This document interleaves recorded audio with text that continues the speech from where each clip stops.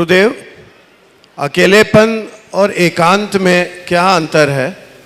सबसे पहले तो अकेलापन और एकांत का अंतर समझो। एक और जोड़ दूं, एकत्व, अकेलापन और एकांत, इस तीनों शब्दों को समझो। एकांत जहाँ केवल हम अकेले हों, जहाँ कोई संपर्क न हो, संपर्क और संवाद शून्य स्थान को एकांत कहेंगे। ये एक स्थानगत स्थिति। हम कहाँ हैं एकांत में, कहाँ जा रहे एकांतवास में, ये हमारी चॉइस है या कभी कभी परिस्थिति भी हमें ऐसा एकांत दे देती है जब कोई नहीं है। ठीक। अब है अकेलापन। बहुत सारे लोग हैं, फिर भी किसी के साथ अपनत्व नहीं।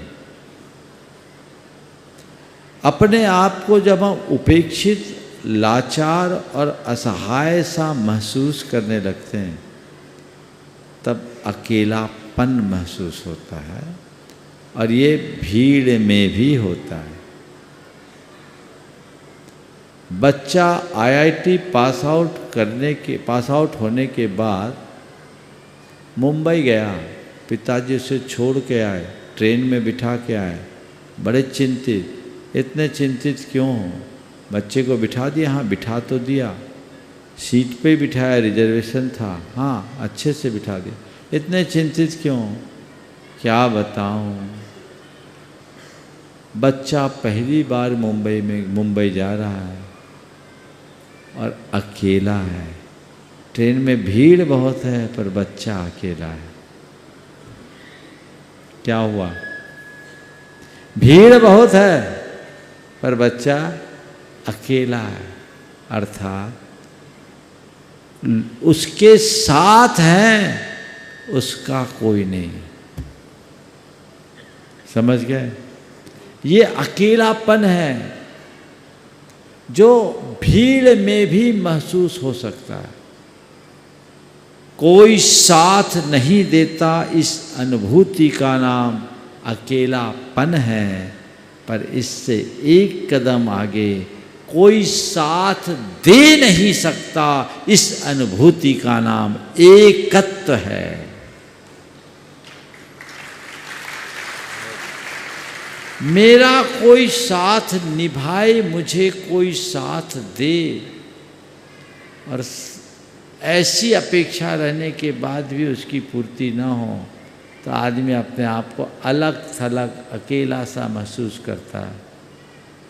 एक बार एक बड़े उद्योगपति, अरबपति सज्जन ने भरी आंखों से मुझसे कहा था, महाराज मेरे पास सब कुछ है पर मेरा कोई नहीं। ये अकेलापन की अनुभूति है, अपेक्षा है। लेकिन सबके बीच है, लोग साथ भी निभा रहे हैं, लेकिन पता है ये साथ की एक सीमा है। मेरे दर्द में कोई मेरा हमदर्द भले बन जाए, पर मेरा दर्द मुझे ही भोगना है, कोई दूसरा नहीं भोग सकता। इस अनुभूति का नाम एकत्व है।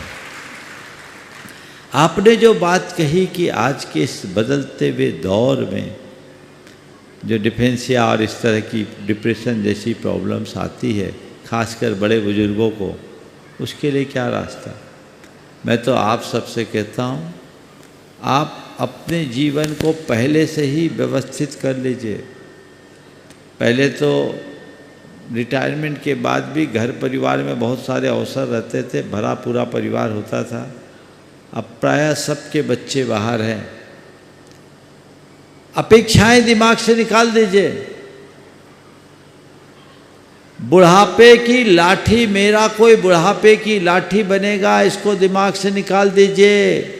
जवानी में इस तरह से अपनी प्रोग्रामिंग कीजिए कि बुढ़ापे में लाठी की जरूरत ही न पड़े।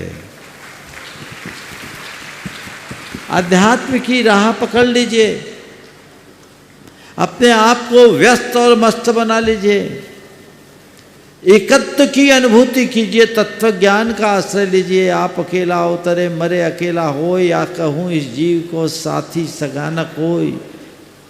आसक्ति से बचिए, अभिमान से बचिए, और ये तय कर लीजिए कि संसार में जो भी है वो सब केवल एक संयोग है। मैंने अपना कर्तव्य पूरा किया, काम खत्म। अभी तक मैंने बाहरी कर्तव्य किया, अब मुझे स्वयं के प्रति अपने दायित्व को पूरा करना है। अगर ऐसी सोच बना ले तो अध्यात्म के क्षेत्र में आगे बढ़ करके अपने जीवन को चलाया जा सकता है, समाज सेवा करके अपने जीवन को आगे बढ़ाया जा सकता है। अन्यथा पूरा जीवन यूं ही आंसू बहा बहा करके बिताना पड़ेगा। उससे व्यक्ति को बचना चाहिए।